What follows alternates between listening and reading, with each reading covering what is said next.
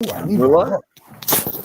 Good evening, whiskey brothers and sisters, and welcome to episode 3 of the Canadian Whisky Journey's non-whisky review. I'm Dolph. I'm going to be your host tonight, and I'm joined by Blair, Phillips, and Davin, Kergommeaux, who forgot his book.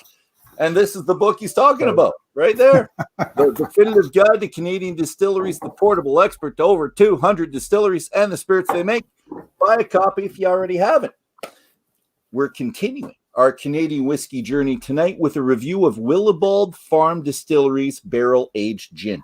And Blair, did you want to hold up that bottle one more time? It's a good looking and easy to find on the LCBO shelf, I think, if it's like that. And we have that, but what I also want to put up is a picture of your article. So this is where you're going to go, CanadianDistilleries.com. Here's the article that you should all read. And I've got to say, two things in this article caught my eye. One, you tell us the composition of the gin has 3 different mash bills, and all are akin to the composition of Canadian whiskeys that I usually favor. And they even state this, and here's I'm going to throw up a quote. They even state, boom, right there. You see that? Okay, let's make a gin that a whiskey drinker would enjoy, we thought. Aging was a priority very early on. So, Blair, could you speak to the originality of the 3 mash bills in relation to gin? And I'll help you out with some numbers down there. Yeah, so Willibald's is first and foremost a whiskey distillery, but as you know, whiskey takes time to age. So they wanted a product that would capture both something they can be proud of, something that is related to whiskey, and something very original and creative at the same time. And at the time when they opened up, there wasn't any aged gin currently in production in Ontario that I know of, and there were just a few on the West Coast. So they found this nice middle road between having a whiskey, having a gin, and they sit right smack dab in the middle. And the way they do it is because when you distill gin, use generally a neutral spirit to season with botanicals. So whatever whiskey they're making that week, and they have 3 mash bills. They have the 60% corn, 35% rye, 5% barley. They have a high rye mash bill, which is 75% rye and 15% corn, 10% barley. And then Nolan the distiller came up with this recipe on his birthday. They call it the birthday mash, and that's 39% corn, 51% rye, and 10% barley. And so whatever they're making that week, they'll put some aside to make gin out of it. And that's how the relationship is born. Which one did they start with when they first came out? Or did they always do this? I was wondering if they pumped out a lot of gin just to start, or they start putting it away immediately. A bit of both. The gin was their first product that went into barrel, I think. Yeah. And that would have been, if I'm not mistaken, it was either June or July of 2016, I'm going to say. All right. As a guesstimate. It's a good guesstimate. I'm sure you're bang on, buddy.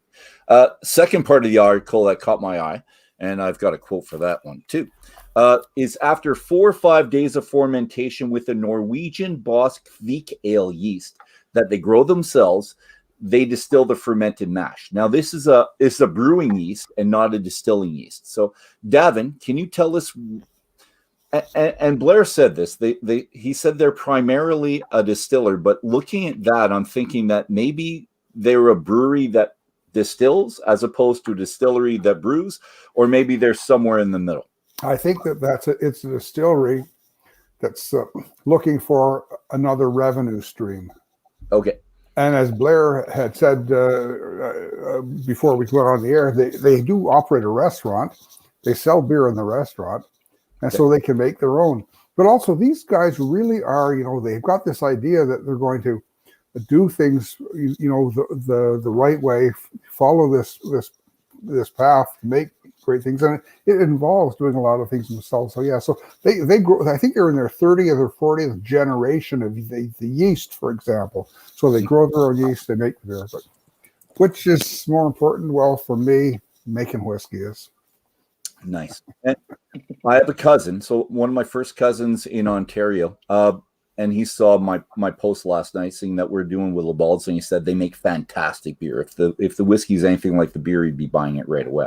So he was a beer guy, and that's what he related it to, and that kind of guided my question this time as great. where it is. Yeah. So, gentlemen, let's delve into it. And as we delve into it, I'm throwing a little bit of information. 750 mils, about $45 in Ontario. Aged originally in quarter cask for 4 to 6 months, depending on the season, how long it would go. But now if you look online, they say it's aged for a minimum of a year, but they're doing it in barrels now. So full barrels as opposed to the quarter cask that they had before. Yeah. Mm-hmm. Sold in Ontario. Blair said they were sold in Alberta at one point, but maybe scaling back because of COVID. So we're waiting to find out how far this is going to branch out throughout Canada. And I'm just going to say they macerate juniper, caraway, angelica root, and coriander for 12 hours in the spirit, then redistill it through gin basket with grapefruit peel and cardamom. So I just wanted to throw those out there for people that were trying to taste it, because I got that after I tasted it last night. So my tasting notes are a little bit different from the spices that I was trying to pull out. So, gentlemen, what do you have on the notes? You know, the first thing I can smell on this is pansies. And if you've ever smelled pansies in the spring, they have practically no scent, but they have a beautiful, like, floral aura. No, I get that. I also get some anise in this.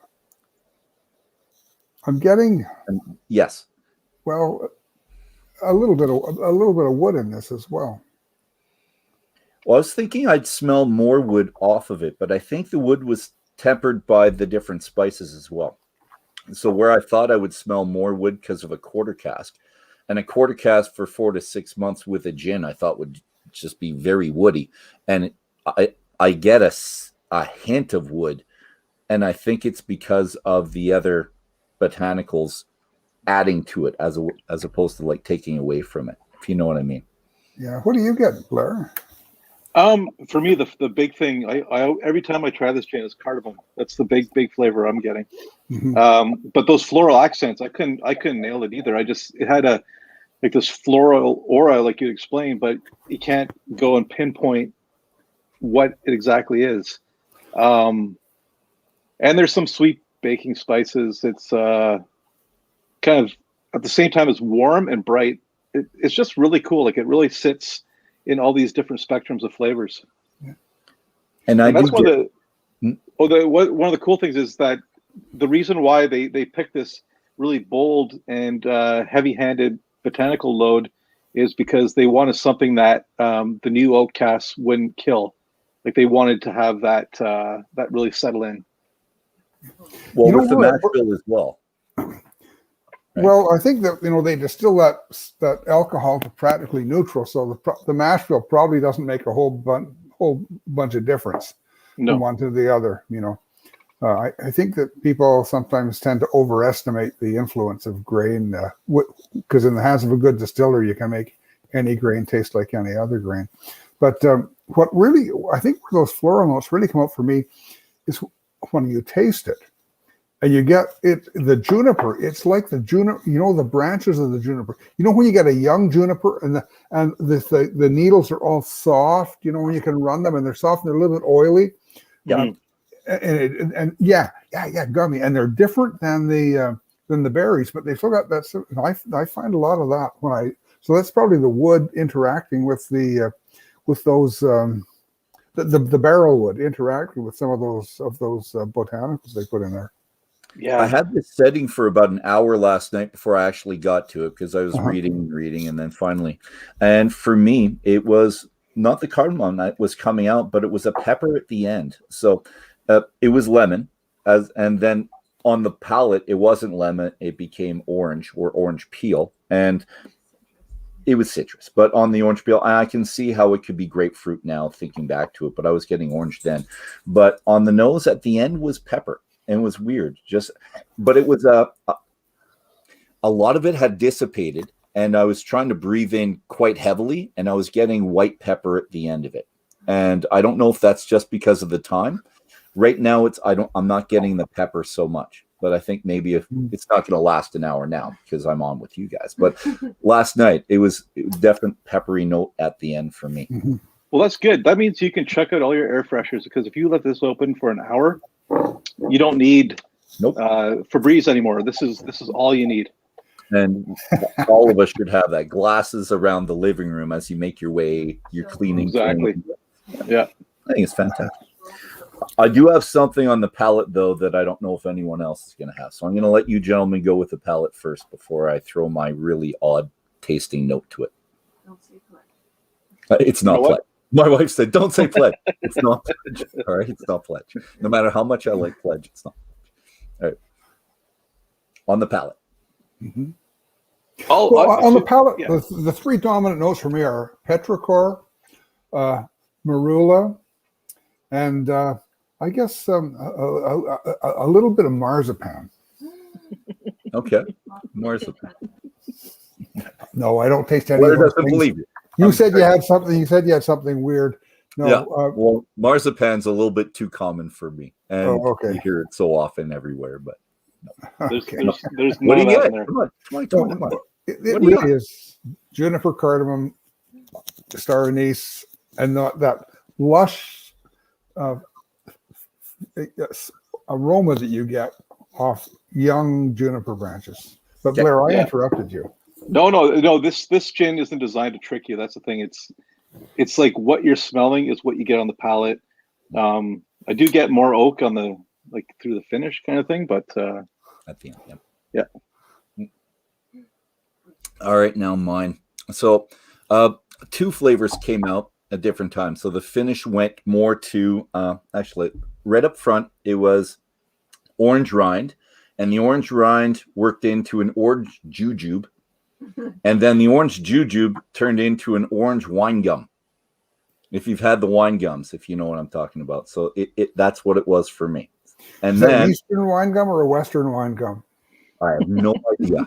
And I think we should do a tasting on those as well and compare it to this, and then we'll come up with that. And then it finished off with a sweet Earl Grey tea. That was the finish for me. So it went from orange jujube or wine gum to Earl Grey tea. Well, it's kind of interesting that you're getting orange because they use grapefruit, but I think all the flavors meshing in does give that orange vibe to it. And Earl Grey does have a little bit of that citrusy punch as well. So yeah. So, but yeah, I see my mistake because I didn't read your tasting notes before this. I did my own last night, like I always do. Come up with my own freaky little candy-related tasting note, and that's what I got. So, Jason Mendoza thinks that it's scrumptious. Yeah. Yes, let's go with scrumptious. I like that.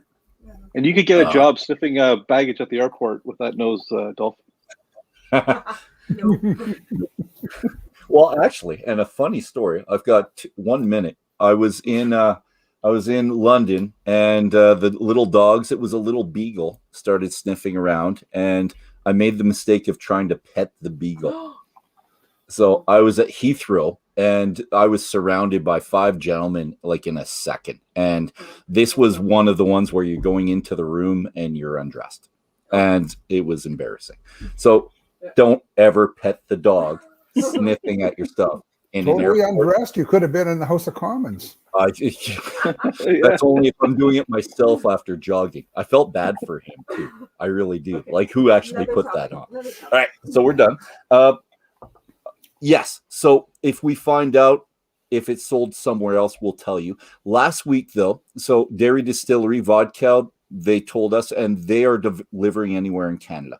So you have to go online, you order it, and they'll deliver it anywhere in Canada. So it's a public announcement for them last week. And next week, if we find out where Willibald's ships, because it's not to Alberta. I tried to buy one last night. When I find out, we'll be telling everyone then. Last thoughts, gentlemen? Is this stuff any good? I have hundreds of bottles upstairs, and that's how much is left in this one. And believe me, I have not shared it with anyone. Blair, thank you, Blair. Davin, this is probably about my 50th. No, not 50th. I like this. This is my favorite gin, or one of my favorite gins, I should say, in Ontario for sure. And I have that much left. So if you see that yellow bottle, buy it. It's what we should do. exactly. Pick it up.